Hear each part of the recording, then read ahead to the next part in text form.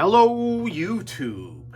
We are back working on the Whiz Comics number 58, which is James Gallegos' win for my 800 subscriber giveaway. Last upload we saw that substantial dirt just did come off of the book from dry cleaning. Now what we want to do is we want to focus on cleaning the whites and generally the whole cover, and we want to try to remove the stainage. And in fact, I do think that there is some type of color touch that may be present. So what I want to do is, as always, I'm going to put my Ramee paper on top of the actual cover. I have a piece of Ramee paper on the bottom of the cover. I have in my sprayer water, regular from the tap. I do have filtered water, and I do test it. It's low in minerals. It's pretty good, the water. So what we're gonna do is we are gonna water down the cover, and we're gonna start the process of cleaning it. Now, how are we gonna do this? We're gonna do it, we're gonna let the mild detergent saturate the book. And we're gonna let it sit, and I'm gonna basically wet this book down before I even do the suction periodically. I would say every 15 minutes or so. I want this to sit and just relax in the solution that I'm using.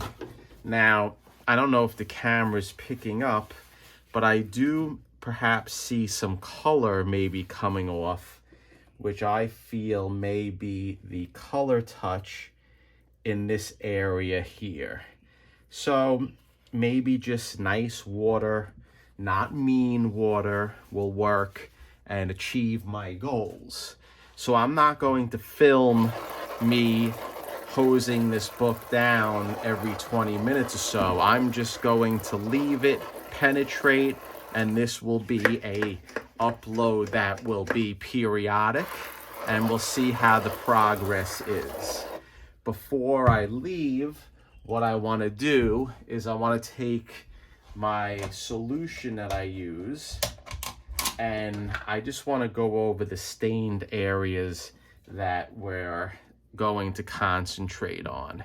So whatever this is, it looks like maybe there was some type of ink that was dropped on the book in its lifetime. We're just going to gently rub the solution on it, and we'll see what happens. In fact, let me go over all of the whites right now, and we'll let that penetrate a little bit. In addition, I want to straighten out the cover. Now, I say not to do this at home, but I've been practicing and I've been doing this for quite some time, at least a couple of years, actually less than a couple of years, but you just have to be very delicate and you can't muscle it. So, right there, I think that's pretty good. And I'm happy I'm done with Angelo the Comic Guy's book.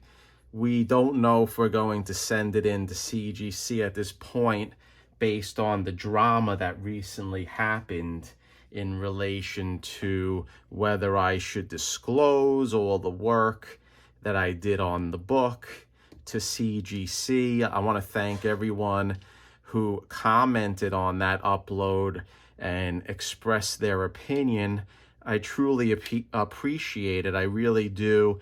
And I'm still thinking about the subject because the individual who commented and started the debate, he's well respected in the conservation and in the comic community, and I think he's one of the best. His name is Kenny Sanderson, and I watch his work on Instagram, and he likes to put little bits and pieces of what he does in short uploads, and I definitely have learned from it. But the issue is, and I asked him, do you put notes down when you send in a book? And as of now, I have not heard a response. So if he wants to recommend that to me, I would like an answer from him. And I understand he does this for a living. I don't. So we're talking about two different scenarios. And I get it. So we'll see what happens. And I will definitely in the future come up with what my opinion is. Should you disclose it? Well, I'll tell you right now, I don't think what I'm doing in any way is dishonest. I think that that's what the individual professional restorer indicated between the lines in his comment to me. How I'm being dishonest, I don't know. I'm an honest person, and even though I'm a lawyer, and I show the majority of the things that I do online, I explain what they are, and I'm leaning towards the situation where it's not my obligation to give CGC information what I do to books. That's their job. And again, even if I was a paid conservationist, I don't even think it's my obligation as well to tell CGC. I think the right way to do it, and I think what should be done, is if you're a paid conservationist or you're a paid individual doing this type of work, the issue should be between you and your client. Sort of like the attorney-client privilege and the relationship between an attorney and a client. If I have to do something and it may not be where you're divulging all information to an opposing counsel, but you're not doing anything wrong, it's something that you engage with the client and you discuss it with them.